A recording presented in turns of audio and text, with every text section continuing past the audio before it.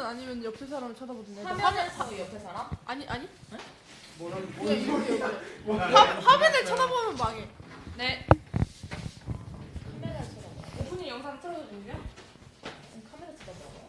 오프닝 다음에 상상 캠프 다음에 기사 다음에 플래시몹. 그 공유부터 해야지. 예. 지금 하고 있어요? 잘 하겠습니다. 예.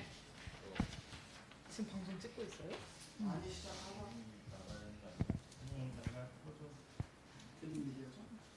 아니 청소년 같이 먹었어요. 그걸로 나. 응. 그걸로 안 돼. 너도 그거 볼래? 그거 내가 화면 보면 진짜 뭔가 올라. 들었어? 우리가 안 들어오잖아. 저희 미나 쌤이랑 나랑 등장 난다. 자, 다른 사람들 얘기하지 마시고. 네.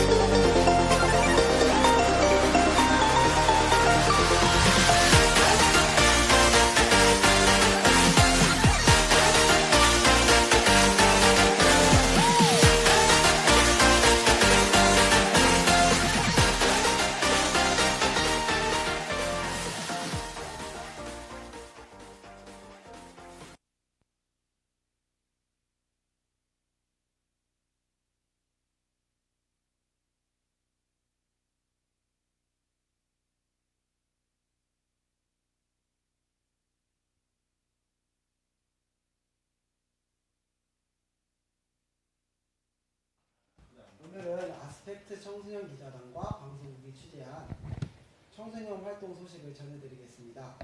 청소년 자치연구소 이경민 선생님을 앵커로 모셨습니다. 안녕하세요. 네, 안녕하세요. 저는 청소년 자치연구소 간사 이경민이라고 합니다. 반갑습니다.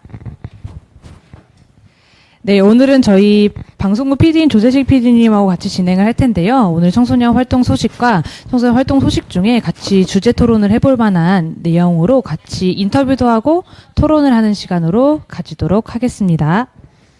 혹시 지난주 토요일에 청소년들이 세월호 플래시몹을 하는 걸 보신 분들이 계신가요? 혹시 못 보셨다면 이번 저희 DIBS 방송을 계속 지켜봐 주세요. 네, 세월호 플래시몹 이전에 저희 지난 여름에 상상 캠프에서 세월호 유가족분들을 목포에서 만나서 선언문을 전달해드리기도 하고 같이 편지도 읽는 시간을 가졌었는데요. 방송국 제작진이 그때의 시간을 만든 영상이 있습니다. 한번 그거 보고 가실까요?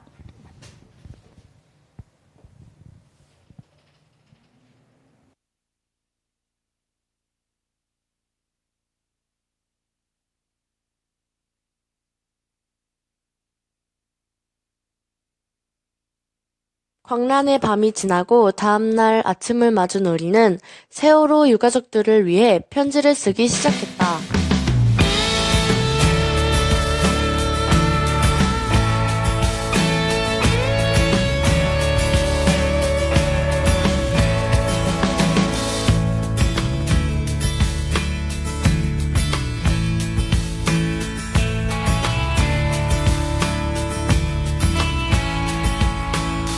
모든 준비는 끝났다. 자, 이제 목포 신항으로 출발!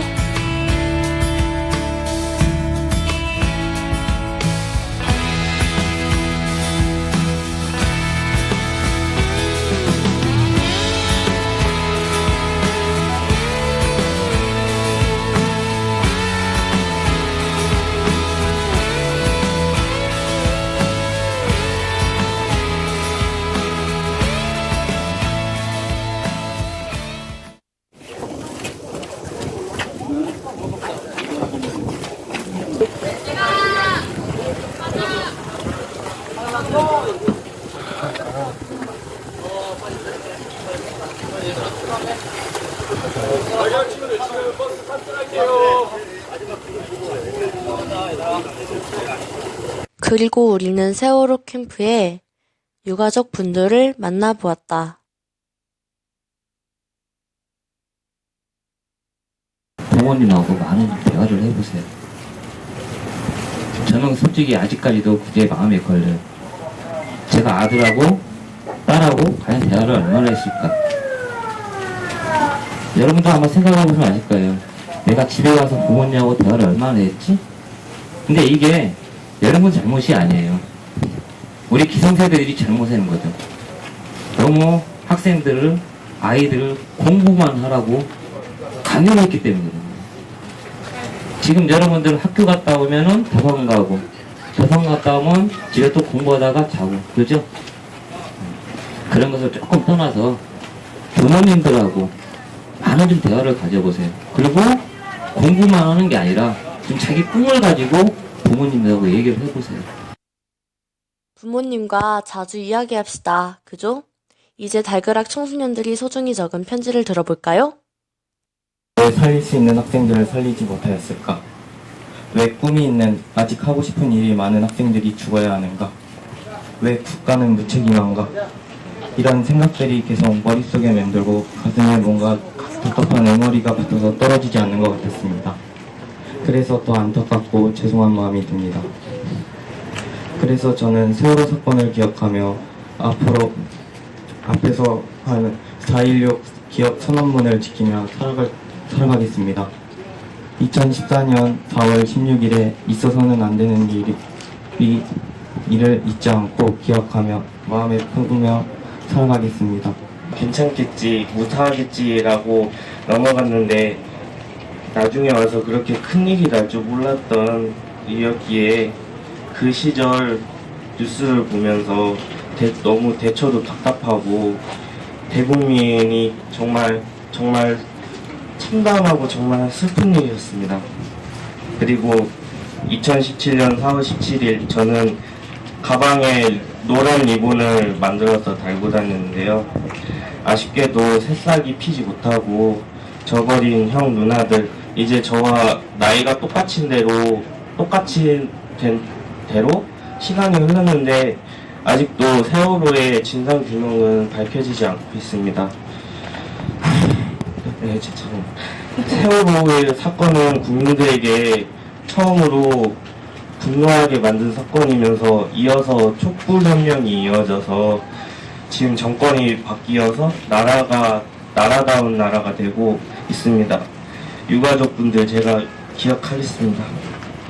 조금만 더 힘내서 희생자 분들 몫을 담아서 더욱 좋은 나라가 될 수 있는 나라가 됐었으면 좋겠습니다. 감사합니다. 그리고 유가족 분들과 포옹하는 시간을 가졌다. 비록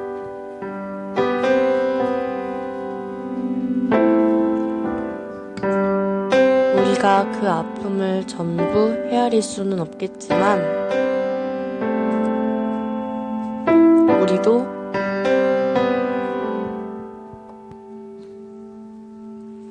여러분도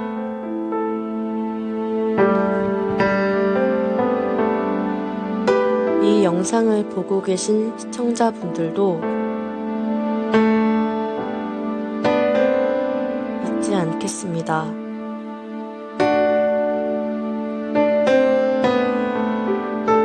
모르는 척 하지 않겠습니다. 여러분과 함께 하겠습니다.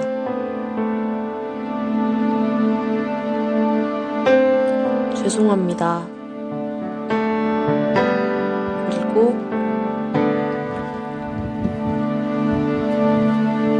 감사합니다.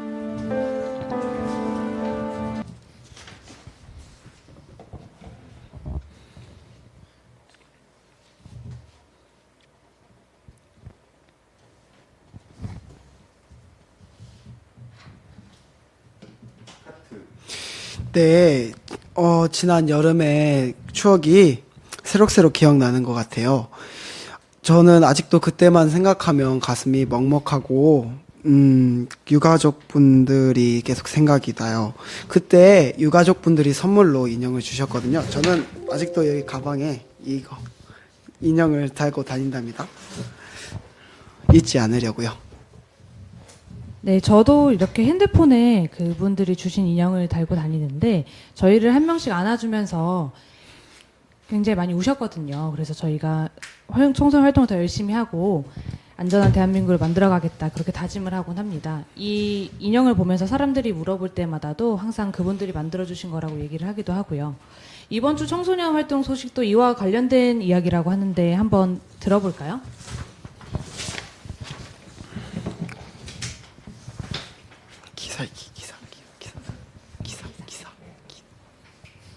잊지 않으려는 청소년들의 작은 날갯짓. 안산과 군산 청소년연합 레디액션 0416 기억 플래시몹.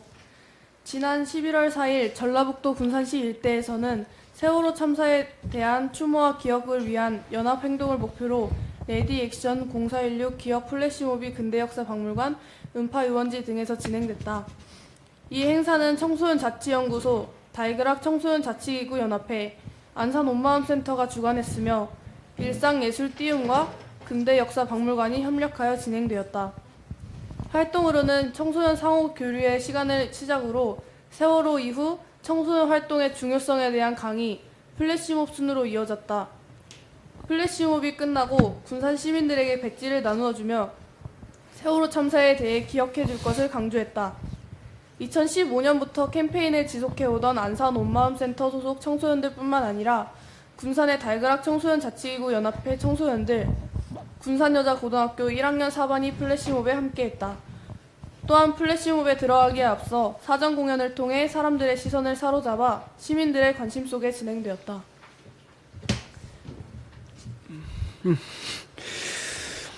네, 사진으로만 봐도 많은 청소년들이 참가한 게 보이네요. 플래시몹 영상도 한번 같이 보실까요?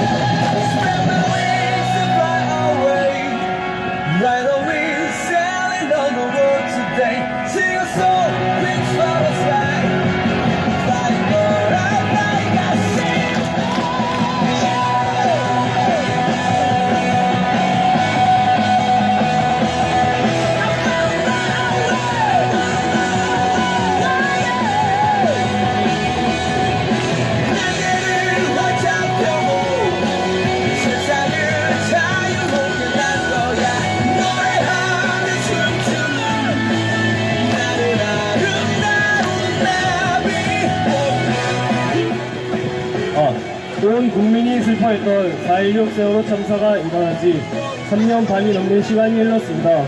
세월호 참사를 잊지 않고 생명이 존중되는 사회, 안전한 사회를 만들겠다고 우리 모두가 다짐했지만 달라진 것은 아무것도 없었습니다. 다만 달라진 것이 있다면 세월호 참사를 잊지 않겠다는 약속을 잊은 것뿐입니다. 잊지 않겠습니다. 함께 해주세요.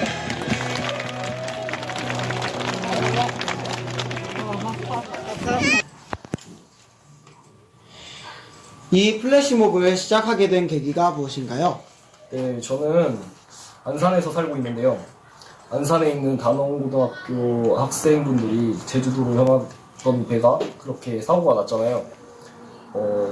그 부분이 되게 우리나라에게 정말 부끄러운 일이거든요.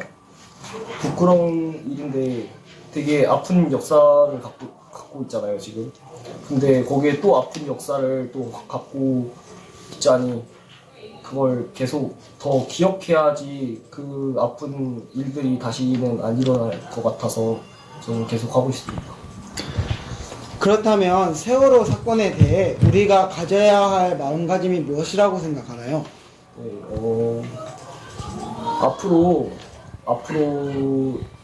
아픈 사건들이 다시는 일어나지 않도록 저희 모두가 그 사건을 많이 알아가고 그런 아픈 것들을 더 잘 기억했으면 좋겠습니다. 마지막 질문입니다. 저희 군산팀과 함께하면서 느꼈던 소감 한 분 말씀해 주세요. 저희가 여기저기 많이 돌아다녔었는데 여기 군산 분들이 다 착하시고 그래서 좀 더 편하게 왔다 가는 것 같기도 하고 좀 재밌게 즐길 수도 있었던 것 같아서 좋았어요.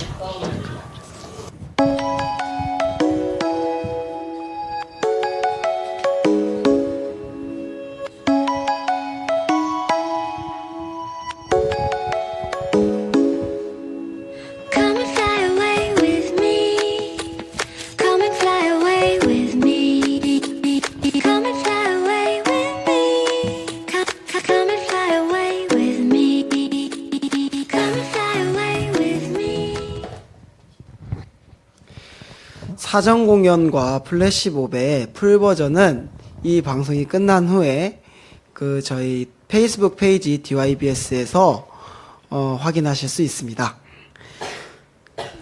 플래시몹 현장에 있던 청소년들의 이야기도 한번 들어보고 싶은데요, 제식 앵커님.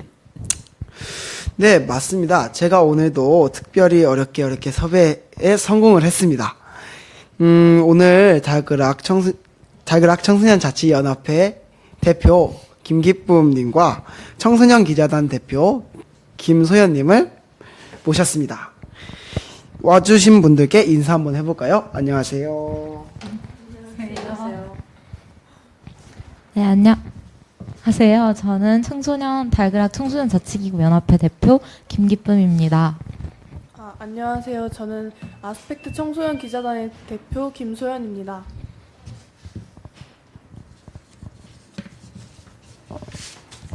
네, 지금 많은 분들이 시청을 해주시고 계신데요. 댓글들이 굉장히 많이 달려서 제가 댓글 한번 보고 가도록 하겠습니다. 조재식 앵커님이 저거 편집하느라 힘들어 죽는 줄 하시니 소순영님께서 킥킥킥 자가 이러시고 유정훈님이 보고 있다, 지켜보고 있다는 거죠. 그리고 그래서 재식이 형님의 말에 유정우 후배님께서 재식이 형 수고했어요. 약간 좀 짜고 치는 것 같은데요. 저는 그랬어요. 그리고 김민성님이 오오, 한동현님이 고정 패너분들 점점점 뭐 반가움을 나타내는 인사인 것 같습니다. 네, 뭐죠? 어디서부터? 이번 주 저도 저번에 세월호 뉴스가 나오면서 이 사실 뭐죠? 잠깐만요. 어디서부터? 아무렇게네.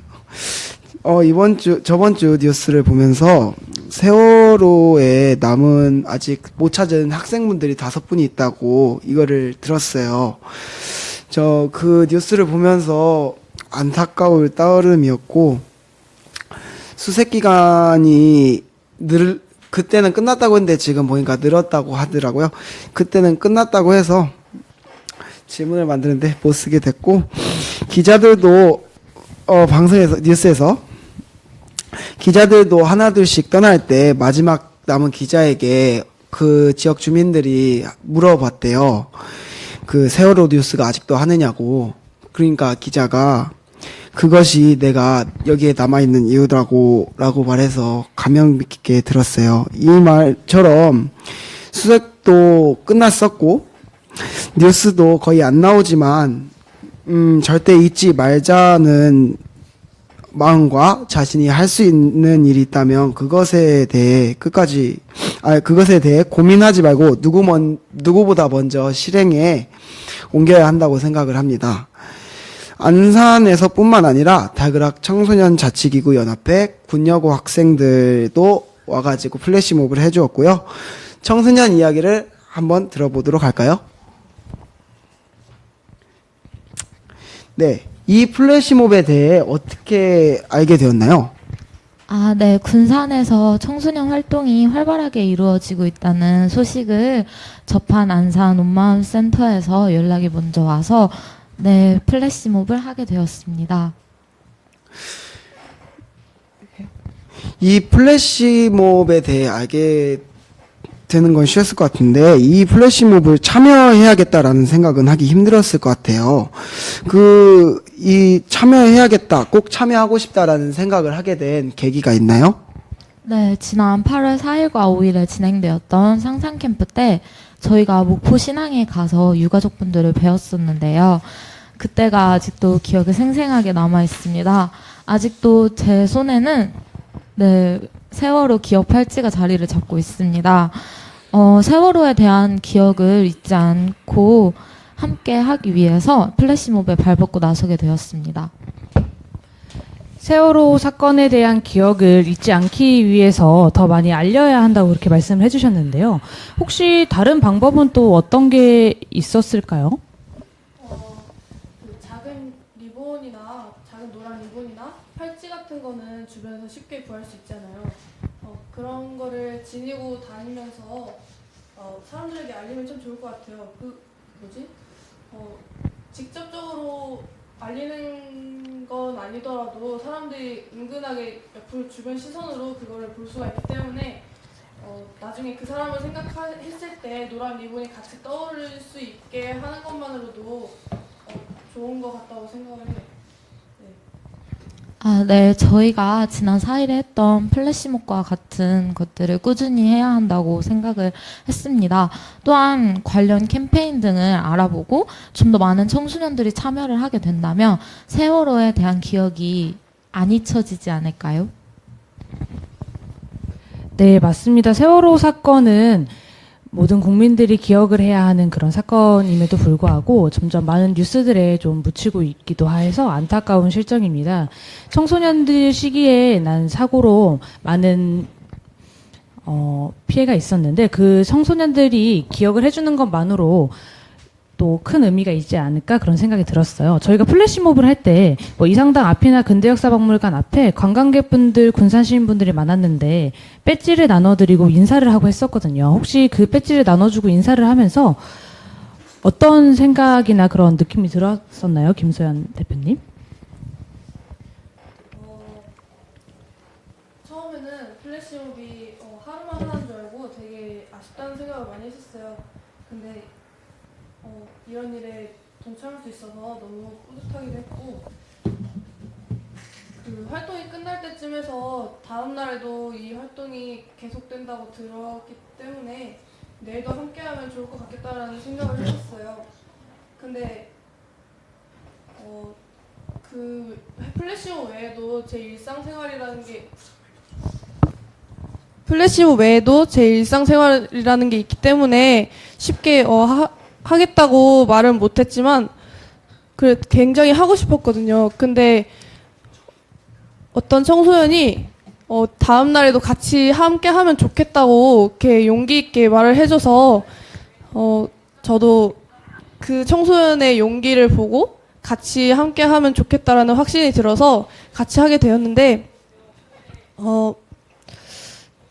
다른 청소년들은 이런 프로그램이 있는지조차도 모를 뿐더러 하고 싶다고 해서 전부 다 할 수 있는 게 아니잖아요. 그래서 저한테 이런 행사에 함께 할 수 있는 기회가 생긴 게 참 감사하다고 생각해요. 그리고 그래서 동작 하나하나 할 때도 더 열심히 했던 것 같아요. 네.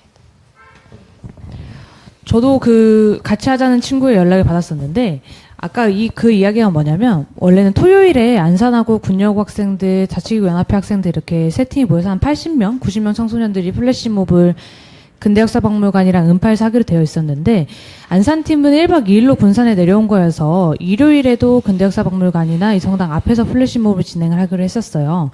근데 그때 자치구 연합회 친구들은 본래 초기에는 같이 하기로 되어 있는 게 아니었는데 그날 밤에 한 11시쯤 집에 들어갔는데 카톡이 엄청 오는 거예요. 한 친구한테.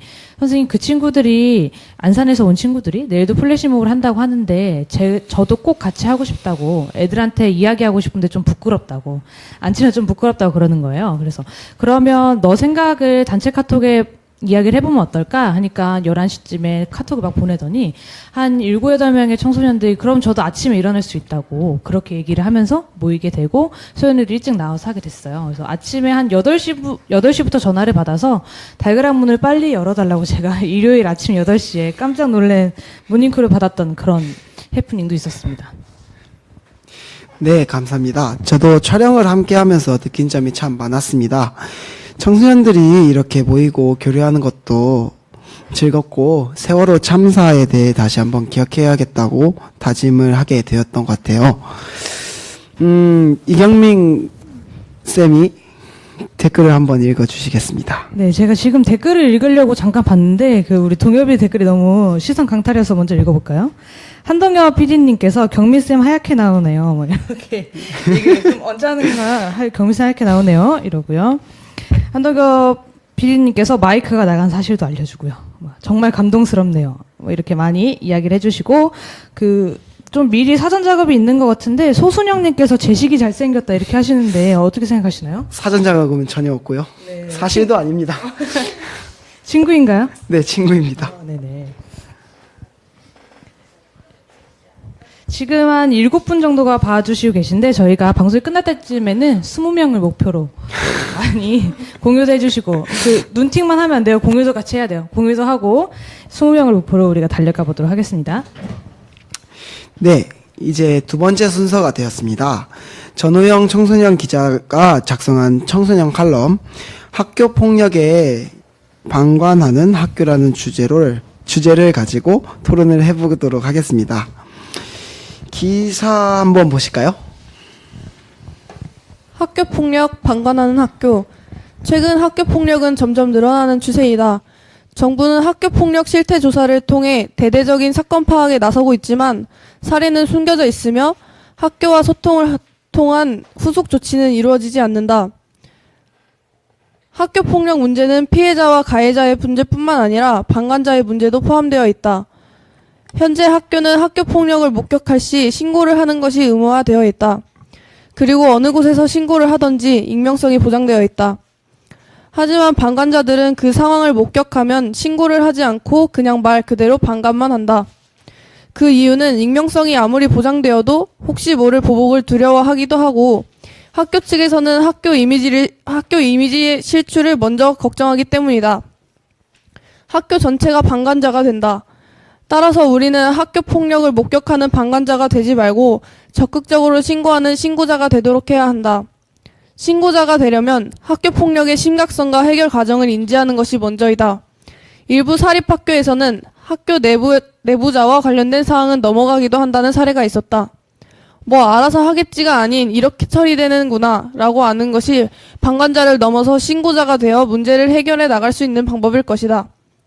또한 학교에서 학교폭력위원회를 열고 사건을 해결할 때 그 과정을 해당 청소년 및 교내 학생들에게 투명하게 공개하고 처벌 기준을 동일하게 적용하는 것이 필요하다.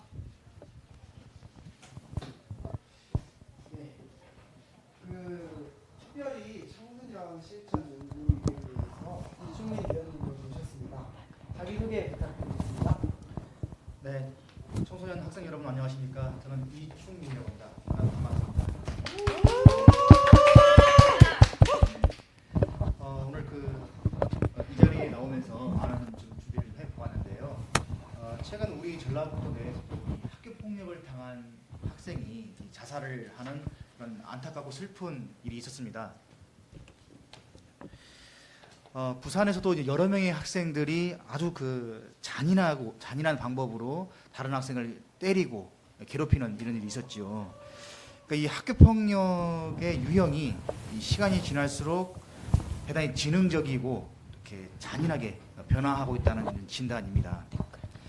이 학교 폭력을 예방하고 그 필요한 대책을 마련하기 위해서 학교 폭력 예방 및 대책에 관한 법률이 2004년 1월 29일에 개정되고요. 그리고 7월 30일에 시행돼서 현재 이르고 있습니다.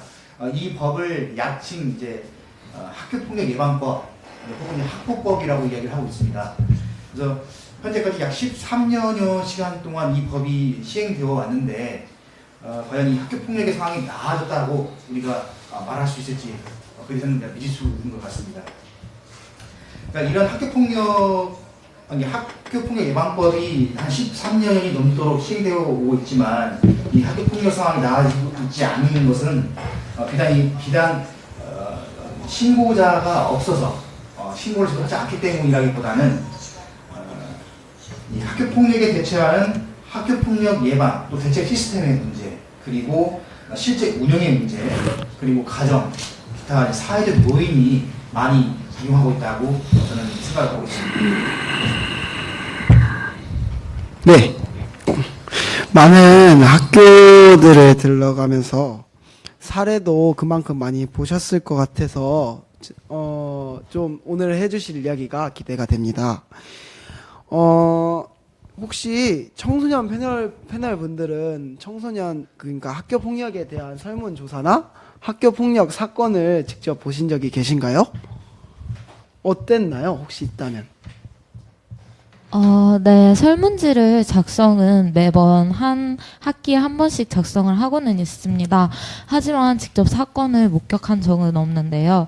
학교 폭력이 일어났는지, 학교 폭력위원회가 열렸는지, 저희들은 어떤 친구가 학교 폭력을 가했는지 알 수가 없습니다. 다만 만약 그 친구가 징계를 받는다면, 그걸 통해, 저 친구가 이제 학교 폭력의 가해자로서 징계를 받고 있구나 이런 생각을 하면서 이제 알게 되는 거죠.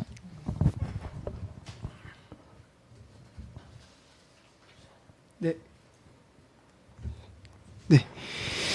지난번 청소년 기자단에서는 학교폭력 실태조사 결과가 공유되지 않고 거짓으로 응답할 수 있는 가능성이 높다는 이야기가 나왔던 것을 압니다. 네. 학교폭력 실태조사 결과가 학교를 공유되지도 않고 상담도 이루어지지 않는 것은 물론이고 제가 최근에 들었는데 학교폭력 사태로 학폭위가 열렸는데 학교 내부자하고 관련된 학생이거나 혹시 교사 관련된 일이 조금이라도 있다고 하면은 그대로 묵인된다는 소식을 들은 적도 있는데요. 학폭위가 뭐죠? 네, 그건 제가 좀 말씀을 드려야겠는데요. 우리가 흔히 말하는 이 학폭위라는 것은요. 학교폭력 대책자치위원회를 줄여서 부르는 말입니다. 그러니까 이 학폭위는 아까 제가 언급드렸던 그 학교폭력 예방법 제12조에 따라서 설치된 기구인데 대충 대략 하는 일을 좀 소개를 좀 드릴게요. 이 학폭위에서는 학교폭력의 예방 및 대책 수립을 위한 학교 체제를 구축하고 또 피해 학생을 보호하고 가해 학생에 대한 선도 및 징계를 하고요. 그리고 피해 학생과 가해 학생 간의 분쟁 조정 등을 하기 위해서 심의하는 기구입니다.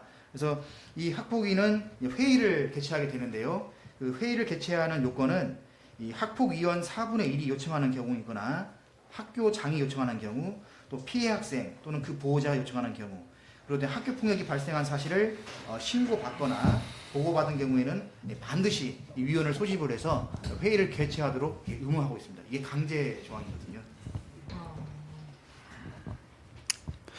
학교 폭력 문제가 해결되기 위해서는 적극적인 신고와 문제 해결 과정을 동참해야 한다고 생각이 듭니다. 근데 이게 되게 단순한 얘기인데 사실 이게 가장 어려운 것 같아요. 왜냐하면 이게 신고를 해요. 한다고 해도 이게 경고로만 끝나는 경우도 있고 아니면 뭐 이게 경고로만 끝나서 그 학생이 신고한 학생을 찾아가서 보복을 한 경우도 있다고 들었거든요. 그러니까 오죽하면 저희 부모님께서 그 불의를 보면 모른 척을 해라라는 말도 하셨겠습니까? 그러니까 여러분 생각은 어떠신가요? 문제를 적극적으로 신고하고 동참한다는 것은 너무나도 당연한 일이라고 생각을 해요. 근데 너무나도 당연한 일인데 안 이루어지고 있는 게 문제죠. 근데 그 문제가 일어나기까지 과정을 보면은 저희가 하고 싶다고 해서 다 할 수 있는 게 아니잖아요. 주변 상황이라는 게 있고. 그래서 주변에서도 법적으로나 그런 제도적 그런 것들이 빨리 마련이 돼서 저희가 적극적으로 활동을 할 수 있게 도와줬으면 좋겠어요. 네, 그리고 피해자 친구들은 흔들리지 않고 피는 꽃은 없다고 하잖아요. 부끄러워하지 않고 학교 폭력을 당했다는 사실을 부끄러워하지 않고 주변의 선생님, 부모님, 친구들에게 먼저 도움을 청했으면 좋겠어요. 그럼 저희가 내민 손을 잡고 도와드리겠습니다. 네, 혹시 이충민 조사관님은 적극적으로 신고하는 것만이 답은 아니다라는 이야기를 지난 7월 달달 포럼에서 한번 해주신 적 있으신데요. 네, 그렇습니다. 생각하시는 바에 대해서 조금 더 들어볼 수 있을까요? 네, 지난 토론회에서도요, 이제 그런 주장이 있었습니다. 이제 학교 폭력을 예방하는 방법으로서 이제 주변 친구들이나 선생님 그리고 이제 학부모님들 또 이런 많은 도민들께서 이 학교 폭력을 목격하거나 알게 되었을 경우에 적극적으로 신고를 하는 것이 좋은 방법이 될 수 있다 이런 주장이 있었는데요. 저는 거기서 좀 반대하는 좀 의견을 내기는 했었습니다. 물론 이제 처음의 생각은 신고 의무를 강조하는 것이 과연 대책이 될 수 있을 것인가라는 의문에서 좀 출발을 했고요. 그러한 주장에 대해서도요, 이제 학생, 또 교사, 학부모님, 그 밖에 시민들께서 이 학교 폭력에 관심을 가지고 적극적으로 예방을 하고 그 대책을 마련하는 데 있어서 이 관심을 가지고 동참을 한다는 그 큰 틀에서는 동의를 할 수 있지만 이 신고를 한다는 것이 쉬운 일은 아니거든요. 그리고 이게 학교라는 공간이 특수한 공간이기 때문에 아무리 이 신고자를 보호하려고 해도 사람들이 추정을 해서 이게 알 수가 있어요. 물어물어 이렇게 알 수도 있고요. 네. 대략 누가 신고를 했겠다라는 그런 추정이 많이 이루어지거든요. 그래서 아무래도 그러한 어려움 때문에 신고를 하고 싶어도 하지 못하는 경우가 많지 않은가 이렇게 생각을 합니다. 그리고 이제 신고를 하게 되면요. 앞서서 제가 아까 학폭위에 대한 소개를 말씀을 드릴 때 그 학폭위의 회의가 개최되는 요건을 제가 말씀드렸잖아요. 네, 맞아요. 그래서 그러면서 학폭위의 학교폭력이 발생했다는 사실을 학교에서 인지를 하게 되면 학교에 전담 기구라는 곳이 있는데 인지를 하게 돼서 이게 학교폭력이라고 한다면 반드시 그 학교폭력대책자치위원회 학폭위를 열어야 됩니다. 예.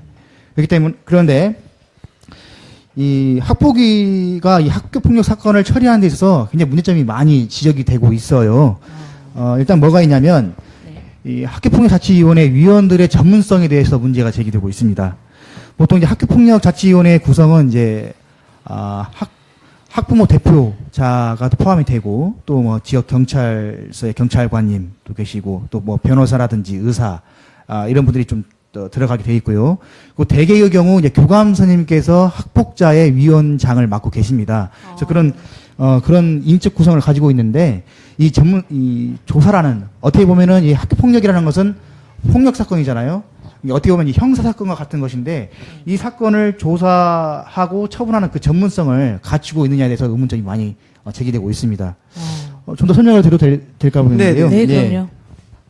그래서 그런 전문성에 대한 문제가 있으면서 어떤 얘기가 나오냐면 이 학폭위원님들의 대부분이 이제 학교의 이제 학부모 대표님이시다 보니까 내 자녀가 다니는 학교에 이 가해 학생이 다니는 것을 원치 않는 경우가 종종 보여요.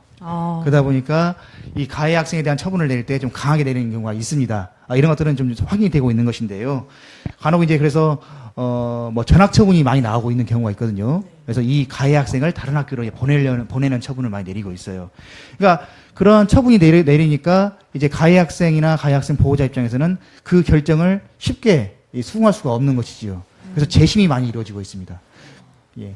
그래서 또 어떤 또 문제가 발생하냐면요. 이 재심을 청구하게 되면 이 재심 기구가 하나만 있는 게 아니고 두 가지로 나뉘어 있습니다. 그래서 가령 이제 가해 학생이 재심을 청구하게 되면 어디에 청구를 하게 되냐면 전라북도 학생징계조정위원회 교육청에 있지요. 이 기구에 재심을 청구하게 되고 그렇다면 이 같은 사안에 대해서 피해 학생이 재심을 청구할 때에는 이게 전라북도 도청에 있는데요. 학교폭력대책지원위원회에 재심을 청구하게 되어 있습니다. 그렇다면 생각을 한번 해볼게요. 자, 피해 학생과 가해 학생이 모두 재심을 청구했습니다. 이완화되어 있는 기구예요. 네. 그럼 이 재심 기구에서 서로 다른 결정을 내리게 되면 우리는 어떠한 결정을 따라야 할까요? 피해자?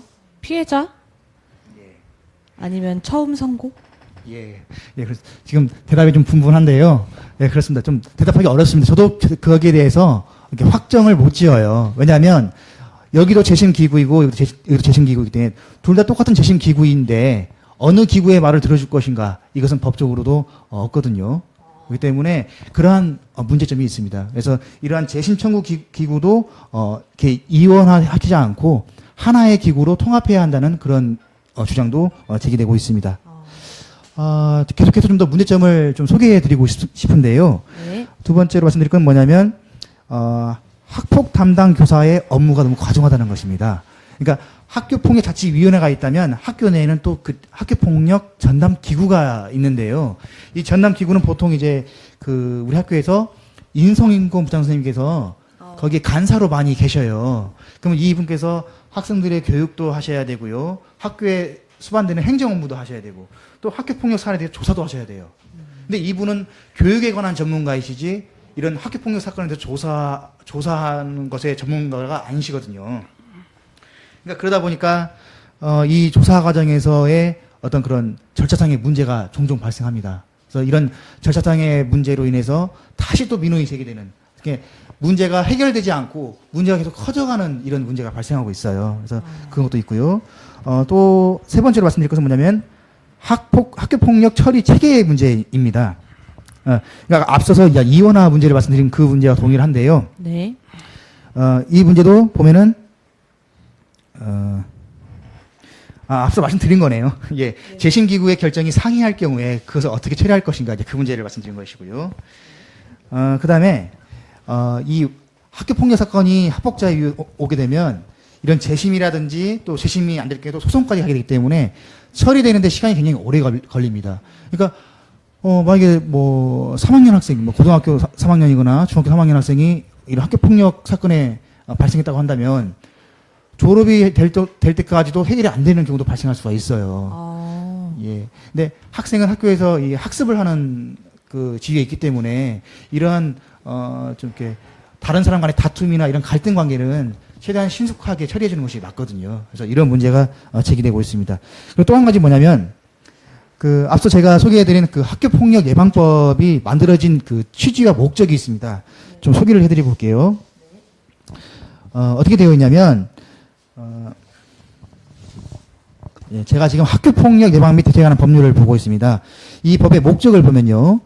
이 법은 학교폭력의 예방과 대책에 필요한 사항을 규정함으로써 피해 학생의 보호, 가해 학생의 선도, 교육 및 피해 학생과 가해 학생 간의 분쟁 조정을 통하여 학생의 인권을 보호하고 학생을 건전한 사회 구성원으로 육성함을 목적으로 한다. 이렇게 규정이 되어 있습니다. 네. 근데 현재 우리 지금 학교폭력 처리하는 이 상황을 보면요.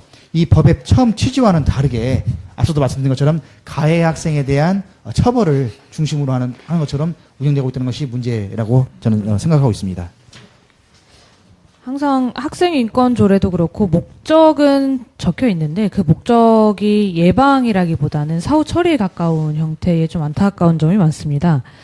아까 제가 한번 여쭤봤지만 그걸로 재심을 하는 것은 뭐 어떤 여러 문제를 살펴볼 수 있었는데요. 혹시 학생들의 입장에서 학생들이 학교 폭력을 예방을 하거나 아니면 이 처리 절차에 대해서 좀 적극적으로 나설 수 있는 방법에 대해서는 어떤 걸 혹시 보신 적이 있거나 생각하고 계신 게 있으신가요? 신고를 제외하고서라도요. 네. 그 점이 굉장히 이제 많은 고민을 해야 될 지점이라고 봅니다. 그래서 저희 지금 전라북도에는 전라북도 학생인권 조례가 제정되어서 시행되고 있죠. 그래서 그 조례에 근거해서 전라북도 교육청 학생인권 교육센터도 지금 운영이 되고 있습니다. 제가 거기서 이제 근무를 하고 있는데요. 저는 이제 학생들을 만나서 이러한 학교 폭력이라든지 학생 인권을 이야기할 때 반드시 꼭 이렇게 중요하다라고 제가 말씀드리는 것이 있어요. 여러분이 이렇게 우리 이 학생인권 조례를 바라보고 인권을 바라볼 때 모두가 다 학생 인권 지킴이가 되어줬으면 한다. 예. 그래서 비단 꼭 어느 기구에 신고를 한다라든지 다른 뭐 어른들의 도움을 받아야 된다든지 이러한 방법을 통해서만이 여러분들이 그 학교가 어떤 인권 친화적이고 또 이렇게 학교 폭력을 예방하는 데 관심을 가지는 이렇게 되는 것이 아니고 여러분이 모두가 다 인권 지킴이가 돼서 그런 학교 폭력을 당하는 친구가 있다면 그 친구를 적극적으로 좀 이렇게 지원해주고 위로해주고 도와주는 이런 문화를 만들어 가야 된다는 것이죠. 그래서 만약에 어려움을 당하는 친구가 있을 때 그 친구를 외면하는 것이 아니고 한 학급에 있는 다수의 친구들이 그 학생의 편에 서서 이렇게 도와주고 지지를 해준다고 한다면 그 학생을 괴롭히는 그 가해 학생들이 쉽게 이 학생에게 접근을 해서 지속적으로 괴롭힘을 한다거나 혹은 어떤 보복행위를 한다거나 이런 것들을 충분히 막을 수 있지 않을까 이렇게 생각합니다. 예. 그래서 좀 더 말씀을 드리자 보면은 이 학생들만 어떤 인권 친화적인 문화를 가진다고 해서 된 것은 아니고요. 학교 전체가 민주적이어야 돼요. 그러니까 학교에는 교장 선생님도 계시고 교감 선생님도 계시고 그 밖에 선생님도 계시고 또 행정실에서 근무하시는 직원분들 계시잖아요. 그러니까 이분들 모두가 학교 내에서 일정 시간 함께 생활을 하잖아요. 그러니까 이분들이 그 같은 공간에서 생활할 때 정말 어떤 민주주의의 질서와 민주주의의 가치에 따르고 또 상대방의 인권을 존중하는 이러한 문화를 함께 만들어가야 한다고 봅니다. 학생들이 아무리 그 학생 인권을 이렇게 주장하고 강조한다 하더라도 거기에 함께 생활하는 선생님이나 이렇게 뭐 이렇게 직원분들은 비민주적이고 비인권적인 그런 생활 속에 있으시다고 한다면 학생들과 함께 호흡하면서 동참하기가 어려울 수 있다고 저는 봐요. 그러니까 학교 전체가 민주적이고 인권 친화적인 문화로 정착되어야 된다. 저는 그 말씀을 좀 강조하고 싶습니다. 네, 인권 지킴이 뭔가 좀 입에 착 달라붙고 기억하기도 좋아서 좋네요. 여러 그 시청자분들도 그렇게 생각하시는지 이경민 선생님이 댓글을 읽어드리도록 하겠습니다. 네, 인권 지킴이. 우리도 다 인권 지킴이가 되어야겠죠. 그죠? 학교 전체가 민주주의라는 이야기도 굉장히 인상 깊었는데요. 제가 댓글을 읽으려고 보니 그 민주주의에 관련된 이야기는 제가 못 봤고요. 잠시만요. 한동엽 PD, 청선 PD님께서 조재식님의 트로피카나 춤을 좀 보고 싶다고 하세요. 왜냐면 이게 약간 약속이었거든요. 2주 전에 조재식님께서 트로피카나 춤을 춰주시지 않을까 이렇게 마무리 멘트를 하고 끝났었는데. 그거는 다음 주 다큐만 나오면 좀 심심할 것 같으니까 마무리로 다다음 주 방송을 통해 보실 수 있을 것 같습니다. 오늘은 춤 나왔잖아요. 플래시몹도 나오고 사전 공연도 나오고. 네, 뭐 말씀하신 중에 죄송하지만 점점 미루네요. 네, 네. 알겠습니다. 그리고 여기 보면은 아까 소순영님이 재식이가 저를 많이 때려서 신고한다고 하는데 여기는 신고창은 아닙니다. 그 재식 PD님은 잘 단속하도록 한번 해보고요. 그리고 권성주 청소년인 것 같죠. 재식이 형 얼굴 좋아 보이는데 요즘 좋은 일 있나 봐요. 네, 뭐죠? 좋은 일 있죠. 무슨 좋은 이거 좀 인권 침해인가요? 무슨 좋은 일인지 여쭤봐도 될까요? 프라이버시입니다. 네, 프라이버시라고 네네. 프라이버시라고 대답을 하는 순간 무슨 일인지 대충 짐작이 가는 그런 아주 인간 친화적인 방송이 되었습니다. 네. 청소년들이 안심하고 학교를 다닐 수 있도록 안심하고 다닐 수 있는 학교 대한민국이 되기를 바라며 되기를 바랍니다. 다들 오늘 방송 소감 한 번씩 말씀해 주세요.